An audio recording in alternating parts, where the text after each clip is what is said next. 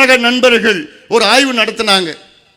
அவங்கெல்லாம் சயின்டிஃபிக் ஆய்வு நடத்துறாங்க. சயின்டிஃபிக்கா அந்த ஆய்வுல மோசமான சூழல் இருக்கிறதுன்னு சுத்தி வட்டாரத்தில் இங்க இருக்கிற கடையிலிருந்து சுத்தி தொழிலிருந்து இங்க இருக்கிற வாழ்ந்து கொண்டிருக்கின்ற வீடுகள் எல்லாம் உங்களுக்கு ஆபத்து ஆபத்து ஆபத்து.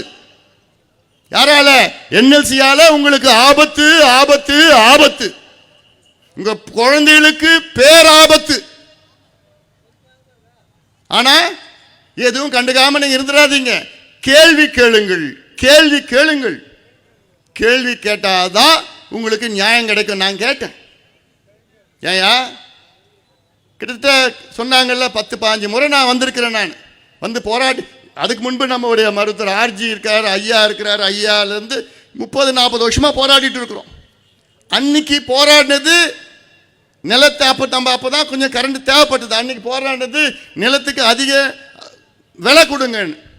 இன்னைக்கு போராடுறது நிலத்தை எடுக்காதீங்க, போதும், நிலத்தை எடுக்கிறது வேண்டாம். சரி, இப்போ என்ன சொல்லுவாங்க?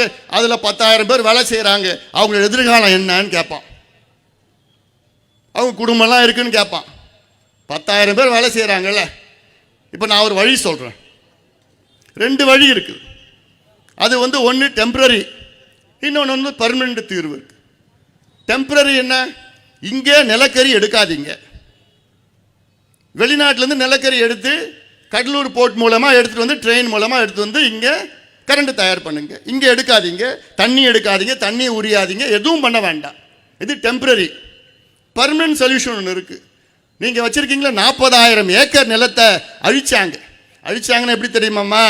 மேலே மண் அப்படியே, மண்ணுனா மேலே மண்ணுனா 5 அடி 10 அடி இல்லை, 100 அடி 150 அடி மண், மேலே மண் அப்படியே எடுத்து அதுக்கப்புறம் நிலக்கரி எடுத்து அந்த மண்ணை அப்படியே விட்டுட்டாங்க.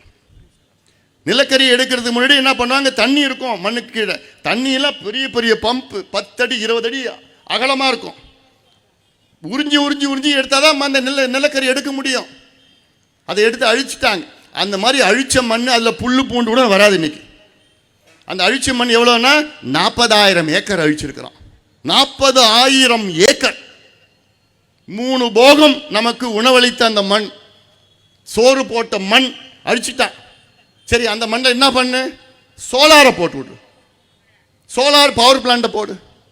நீ இப்போ நீ தயாரிக்கிறது 2,200 மெகாவாட். நீ சோலார் போட்டுனா 8,000 மெகாவாட் நீ தயார் பண்ணலாம். ஒன்றுமே யாருக்கும் ஒன்றும் பிரச்சனை இருக்க போகுது. இப்போ இருக்கிற 10,000 பேருக்கு அங்கே வேலை கொடு. இதே 10,000 பேருக்கு நீ வேலை கொடு. ஏன் இந்த என்எல்சி தூத்துக்குடியில் ஒரு அனல் மின் நிலையத்தை இயங்கிட்டு இருக்கிறானுங்க. இதே என்எல்சி தூத்துக்குடியில் கரண்ட் தயாரிக்கிறான். எப்படி தயாரிக்கிறான்? வெளிநாட்டிலேருந்து இறக்குமதி, நிலக்கரி இறக்குமதி பண்ணி அங்கே தயாரிக்கிறான். ஏன் அது இங்கே பண்ண முடியாத ஒன்னால? அப்போ இங்கே வேலை கொடுக்கலாம். இதெல்லாம் தீர்வு இருக்கு.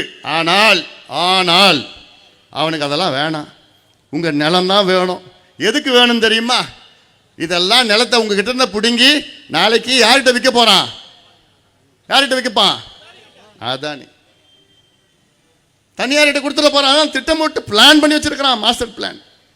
அதுக்கு தான் நிலத்தை எடுக்கிறான். குடு குடு குடு குடு குடு பிச்சு எடுத்துட்டு இருக்கிறான். அதுதான் 3வது சுரங்கம். இதை விட்டுட்டா அப்புறம் பாளையங்கோட்டை திட்டம். பாளையங்கோட்டை திட்டம் திருநெல்வேலி திட்டம் கிடையாது. வீராணம் பகுதியில் இருக்கிற சேத்தியாத்தோப்பு திட்டம், பாளையங்கோட்டை திட்டம், வீராணம் திட்டம். வீராணம் திட்டம் என்ன தெரியுமாமா? வீராணம் ஏரி சுற்றி இருக்கிற நிலத்தில் அதை கையகப்படுத்தி அதில் நிலக்கரி எடுக்கணுமா? படுபாவை வாயில் வருது.